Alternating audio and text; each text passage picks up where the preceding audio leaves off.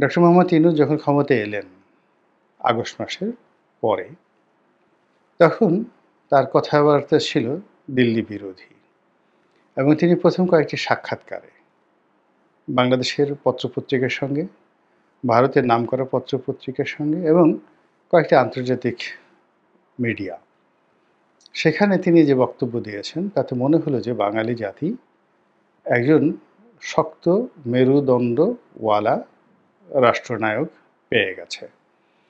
এবং ডক্টর মোহাম্মদ ইউনূস সম্পর্কে আমাদের যে নস্টালজিয়া ছিল, আমাদের যে আবেগ ছিল, অনুভূতি ছিল, তার এই বক্তব্যগুলোর কারণে আমরা আনন্দে উদ্বেলিত হয়ে পড়েছিলাম যে হ্যাঁ, নেতা হওয়া দরকার এমন লোকেরই। এতকাল আপনি কোথায় ছিলেন হে বর্ণলতা সেন? এতকাল শেখ হাসিনা আমাদের এই ক্ষতি করে গেল, এরশাদ সাহেব আমাদের এই ক্ষতি করে গেল, বঙ্গবন্ধু শেখ মুজিবুর রহমান এই ক্ষতি করে গেল, দেশের মানুষকে বিক্রি করে কেবলই ভারতকে দিয়ে গেল।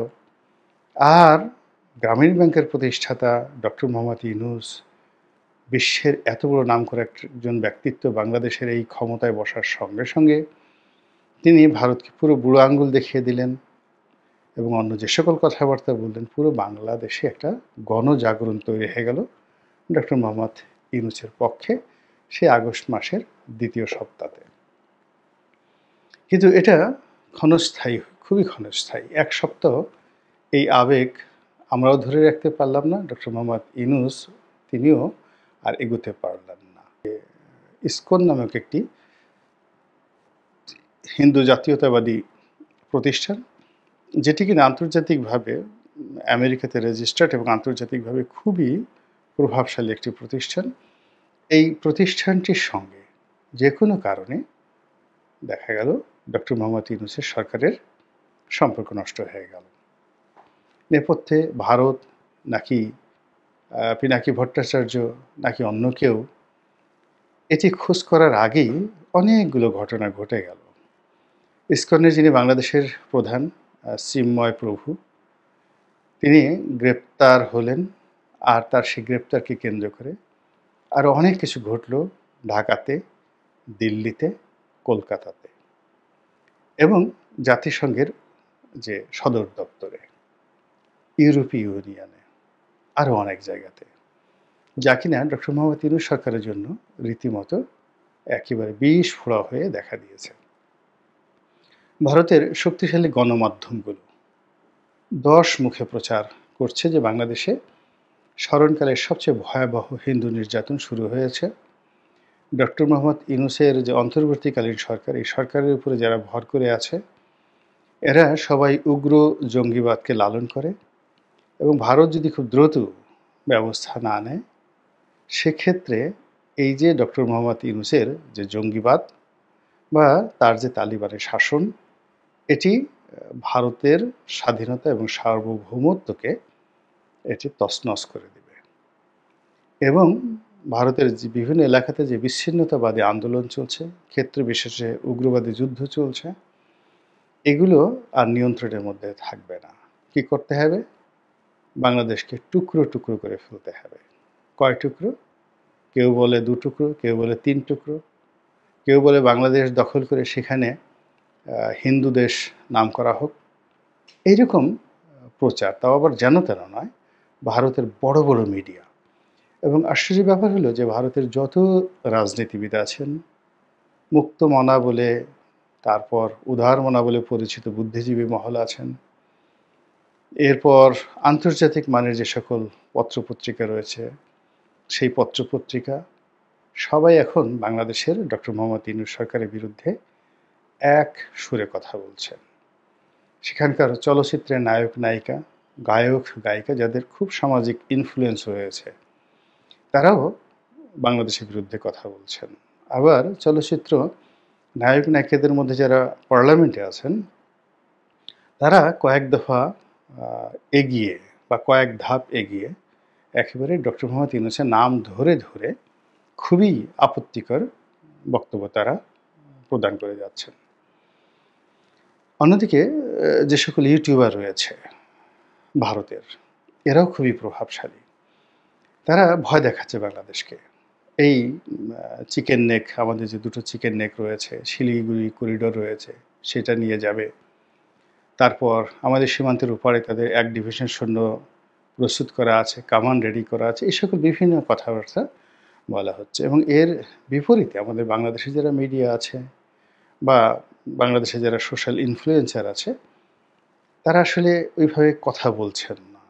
কেননা কথা বলার জন্য যে মদত দরকার, শক্তি দরকার বা একটা রুট দরকার, এটি বাংলাদেশের মিডিয়াগুলো সরকারের পক্ষ থেকে পাচ্ছেন না। আর অন্যদিকে ভারতে যারা প্রচার প্রপাগান্ডা করছেন, তারা অমিত শাহ থেকে শুরু করে নরেন্দ্র মোদী, রাজ্য সরকার থেকে শুরু করে, ইসকন থেকে শুরু করে আরও অনেক দেশি এবং আন্তর্জাতিক চক্রের কাছ থেকে একেবারে অকণ্ঠ সমর্থন পেয়ে যাচ্ছেন।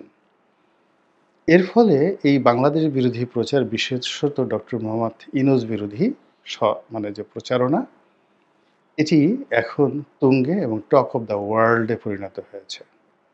এবং আপনারা সবাই জানেন যে মায়ানমারের অং সান সুচির যে সরকার, তিনিও নোবেল লরিয়েট ছিলেন।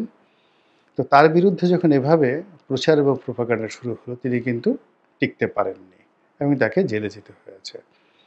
তো অং সান সুচির যে রাজনৈতিক ক্যারিয়ার, বর্ণাঢ্য শিক্ষা, তিনি অক্সফোর্ডের ছাত্রী ছিলেন। তার রাষ্ট্র পরিচালনার অভিজ্ঞতা এবং তার পিতার যে ট্র্যাডিশন, তার পিতা ফাউন্ডিং ফাদার মায়ানমারের। তো এখন সেই জেনারেল নেওইনের কন্যার যদি এই অবস্থা হয়, বাংলাদেশে ডক্টর মোহাম্মদ ইউনূসের কী হতে পারে, এটি নিয়ে এখন অনেকে ক্যালকুলেশন করছেন। এদিকে ডক্টর মোহাম্মদ ইউনূসকে যারা প্রোটেক্ট করবেন, তার পক্ষে যারা কথা বলবেন, মুখপাত্র, বিশেষ করে তথ্য উপদেষ্টা কথা বলবেন বা তথ্যমন্ত্রী কথা বলবেন, আসিফ নজরুল সাহেব কথা বলবেন, অন্যান্য মাহফুজ যারা আছেন মাস্টার মাইন্ড, তারা কথা বলবেন, প্রথম আলো বলবে, ডেইলি স্টার বলবে, কিন্তু সবার মুখে মনে হয় যেন বজ্রপাত হয়েছে। আবার কেউ কেউ নিজেরাই নিজেদের কাপড় চোপড় বা ধুতি সামলানোর জন্য রীতিমতো ব্যস্ত হয়ে পড়েছেন। প্রথম আলোর অফিসে আগুন লাগানোর চেষ্টা হচ্ছে, অনেক অফিস ভেঙে দেওয়া হয়েছে, ডেইলি স্টারের অফিস বন্ধ করার জন্য অনেক কিছু করা হচ্ছে। এখন তারা ইয়ানফসি ইয়ানফসি, নিজেরা বাঁচবে না ইয়া ইনুসু বলবে, এটি নিয়ে প্রথম আলো, ডেইলি স্টার সিদ্ধান্ত নিতে পারছে না। আসিফ নজরুলের একটা মিডিয়া ভ্যালু আছে, তো তিনি কিছু হয়তো বলতেন, কিন্তু তার সেই বক্তব্য এখন কেউ খাবে না। তিনি যথেষ্ট সমালোচনার মুখে পড়েছেন তার ব্যক্তিগত জীবন, কর্ম নিয়ে। বিএনপি বলেন, জামাত বলেন, ইউটিউবাররা বলেন, পিনাকি ভট্টাচার্য বলেন, ইলিয়াস হুসাইন বলেন, সকলে একযোগে এমনভাবে তার বিরুদ্ধে লেগেছেন, এখন এই লোকটি তাকে হারপিক খেয়ে বা ইঁদুরের বিষ খেয়ে মরা ছাড়া এখন তার আর অন্য কোনো উপায় নেই। আর তিনি যদি এখন ডক্টর মোহাম্মদ ইউনূসের পক্ষে বলেন, ভারতের বিপক্ষে বলেন, ওটা রীতিমতো আরও হিতে বিপরীত হয়ে যাবে। ফলে বেচারা ডক্টর মোহাম্মদ ইউনূস তার প্রায় ৮৬-৮৭ বছর বয়সে তিনি এখন উদাস নয়নে তাকিয়ে আছেন। আর ভারতের এই যে বহুমুখী তার যে প্রচার এবং প্রোপাগান্ডা এবং তাকে হটানোর জন্য যে মাস্টার প্ল্যান ভারত নিয়েছে, জলে, স্থলে, অন্তরিক্ষে, দেশে, দেশের বাইরে, তো এই যে চক্রান্ত, সেই চক্রান্ত তিনি কতদিন বা কতক্ষণ বা কত সময় মোকাবেলা করতে পারবেন, সেটাই এখন দেখার বিষয়।